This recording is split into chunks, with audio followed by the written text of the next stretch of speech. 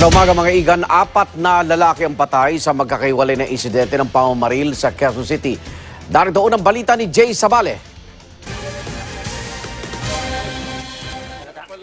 Walang tigil sa pag-iyak si Cecil Santos habang hawak-hawak ang anak na pinagmamasdan ng pagdaan sa kanilang harapan ng bangkay ng kanilang padre de pamilya. Hindi niya raw sukat akalain na matapos ang 2 buwan na hindi pag-uwi ni Marvin de los Santos.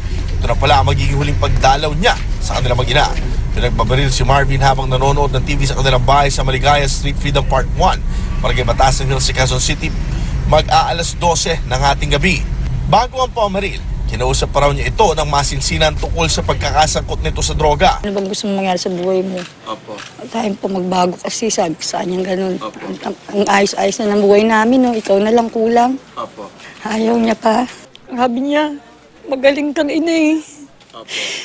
Sabi niya ganun, kaya nga lagi kita iniiwan kasi alam ko kaya mo eh. Namamasada naman ng tricycle si Edsel Castillo sa Camaro Corner, Coronet Street, Barangay West Fairview, Quezon City nang pagbabarilin pasado alas 11 kagabi. Dead on the spot si Castillo matapos tamaan sa mukha at ulo. Ayon sa kapatid ni Castillo, kalalaya lang nito nung 1 buwan. Aminado siyang dati itong gumagamit ng shabu. Bago na po siya eh. Opo. Kaya alam na niya, naranasan niya po sa loob ng kulungan, mahirap po doon eh. Opo. Lahat doon. Lahat doon, nagsusugat-sugat na siya doon dahil halo na nandun ng mga bakterya. Sa di kalayuan, patay rin sa tama ng bala si Ferdinand Amansek na pinagbabaril naman sa isang bakanting lote sa Sitio Santo Niño, Barangay West Fairview pa rin. Tinamaan siya sa iba't ibang bahagi ng katawan.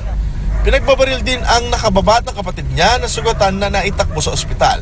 Hindi pa malaman ang motibo sa pamamaril.